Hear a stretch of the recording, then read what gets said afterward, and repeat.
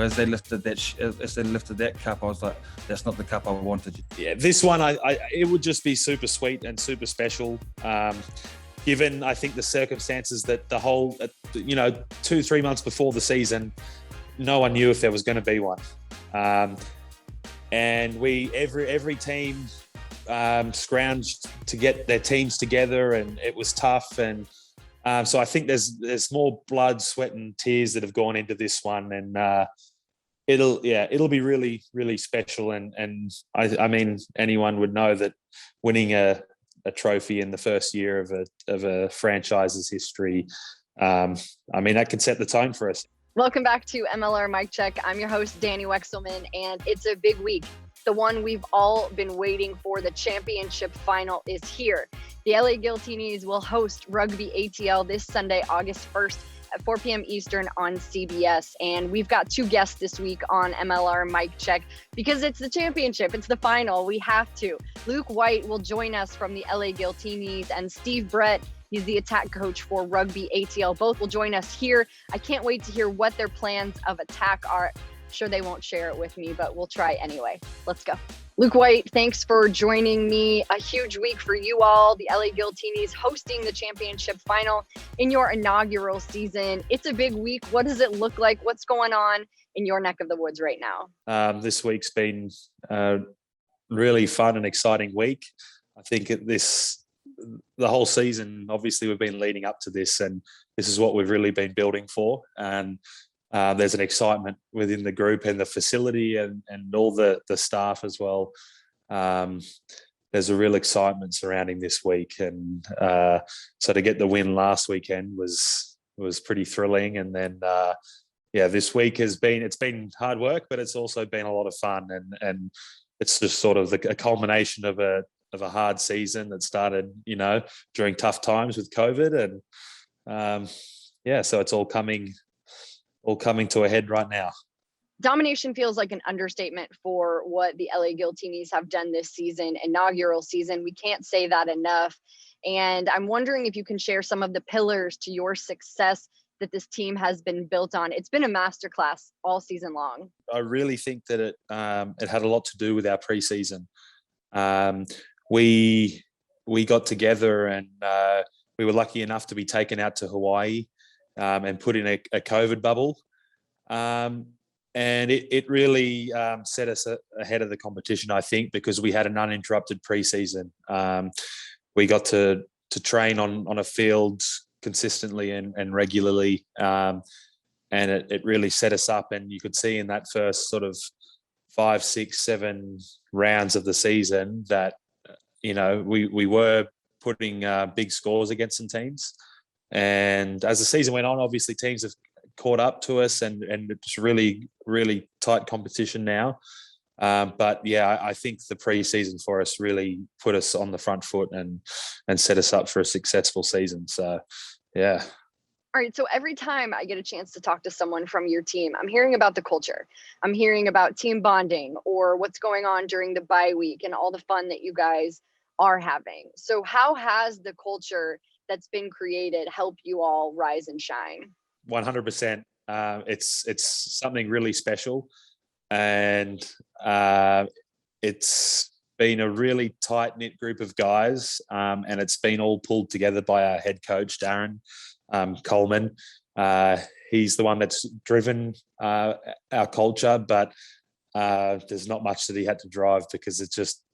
As I said before, starting off in Hawaii, that was a special startup, and we've done some pretty special things. And it's definitely, I would have to say, I've been part of some really great team cultures, but this I definitely, and not to offend any one of the teams I've been at before, but this is definitely the most special cultured team I've been a part of, and it's a lot of fun when you're having fun and playing good rugby. There's not much that could be better than that. It's oozing off you guys. It's really easy to see. And I'm sure you're hoping that carries into the weekend. Sunday is the championship final against Rugby ATL. And you faced them all earlier in the season. It wasn't the outcome that you wanted, but two-part question here. Number one, what does make Rugby ATL so dangerous? And number two, what takeaways do you have from that match that you'll be able to use to your advantage this weekend? Obviously, ATL are a really good side getting to the championship match. Last time we went to ATL, they got the better of us in a tight and physical game. That game just showed us how physical they are, and that time we played them, they got the best of us in that aspect of the game. So that's something that we really have to ramp up this week, and try and get the better of them in that aspect of the game. But ATL are just a good, strong physical side. I think they've got a really strong coaching staff, and they're doing really good things down there in ATL, and it's absolutely no surprise that they've ended up in the championship game as well. So they'll be really tough, but we've also been doing our homework on them and been watching lots of film and footage, and we've worked out how we're going to counteract it. I won't tell you too much about how we're going to do it, but we know how we're going to execute it, and it should be really fun on Sunday. Inevitably, with a championship final in any type of sport, we'll get new fans, old fans, casual fans, every type tuning in on CBS this Sunday, 4 p.m. Eastern, to watch the championship final. But what should fans know about the LA Giltinis and the season that you all have had this year? I think that us being in the final this weekend, being a new franchise, it's something. It doesn't happen very often that a new franchise can come in and do that, but we're lucky to have such a good group of staff and ownership group that we've been able to do some things that teams haven't been able to do before. And I think this is probably the mantra of our owner, is that this should be fun. And he wants it to be fun. We're having fun. The fans are having fun. He's putting things on for the fans that no other MLR team does. It's something, I think, for the new fans that will tune into this game. I think they'll notice just how much fun it is, and how much further that this club has to go as well, because obviously we're in a big stadium and it's not going to be full. There's way too many seats in that stadium to have it full at the moment, but it'll be great to see how it goes from this championship game to then look at in maybe 2, 3, 4, 5 years' time, and to see that place full. But fans and new fans can expect a lot of fun, and a really exciting match. Luke, what would it mean for your team, your staff, your organization in its inaugural season to lift the championship shield this Sunday? It would be a lot of boxes ticked. Obviously, any team, its main goal is to win the trophy at the end. But this one, it would just be super sweet and super special. Given, I think, the circumstances that the whole, 2-3 months before the season, no one knew if there was going to be one.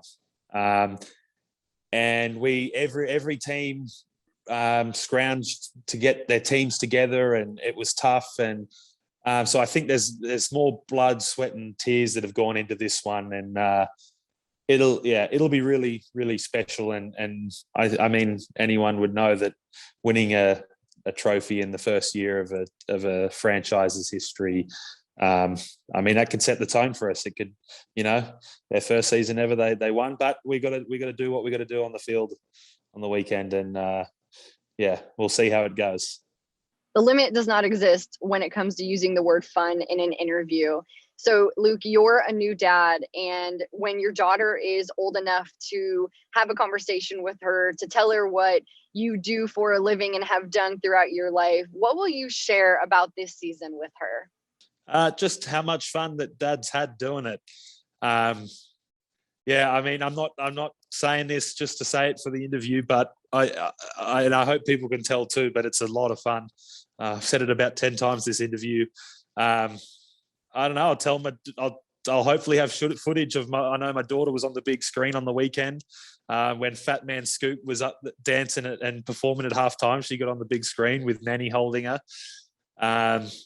But I'd love to be able to sit down and watch the game back one day with her, or and hopefully one day maybe she'll want to play rugby or play for the USA team or Australian team. Who knows? But it's a special moment having family around for these sorts of things, and having your newborn daughter close by. So it makes it even more special and sweeter. Luke, thanks a ton. Have a blast this weekend. Have the most fun. And I really appreciate your time. We will, Dani. And thank you for your time as well. All right, now we get to bring in Steve Brett, Rugby ATL's attack coach. Steve, it is the biggest week of the season, the most exciting week. What does it look like from your end and Rugby ATL as they prepare for Sunday and the championship final? Yeah, I'm good. Thank you, Dani. Yeah, no, it is a big week for the team. Obviously this team hasn't been in this sort of situation before. So, we're trying to make the week as enjoyable as possible just to take away the stress from the players. So, yeah, no, it's been good so far. How do you balance that appreciation for what's been achieved so far this season, but also knowing that the biggest and most important match lays ahead of you? Like I said before, it's big for the boys, but we're sort of trying to make the week as normal as possible. We don't want to change too much. Obviously, the boys are in a routine now with their weekly preparation and stuff like that. So, I guess for me, we're just trying to get the boys hyped up a little bit more. We've had the DJ in for the music for the gym and stuff like that. So, just something a little bit different, but just to keep the energy rolling. I love to hear that. That's awesome. And I think that probably quells a lot of, nerves or just anxiousness about what the future holds for you all too. So I love that you guys are kind of balancing that out a little bit. I was looking up and down the stats. You and I talked, and territory percentage is one that's important to you.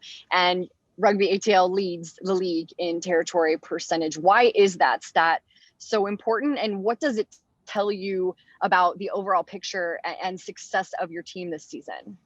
Well, I guess it's just like for us, playing in the right ends of the field is really important. Like you can't score many tries from your in zone and stuff like that. So the closer you are to your try line, the easier it is to score tries and get points on the board. So, obviously the only way you can get there is by the kicking territory and stuff and putting teams under pressure. Obviously, it's a really difficult part of the game, the exit of rugby. So the more we can do it, the more the team that we're playing against is under a lot more pressure than us. So, we back our defence. Obviously, with Scott's defence patterns and stuff like that, it's, we're doing pretty well with that. So we sort of play to our strengths, and that's one of our strengths. What would you say, or how would you describe Rugby ATL's strategy, attack strategy this season, just overall strategy that has led you to so much success?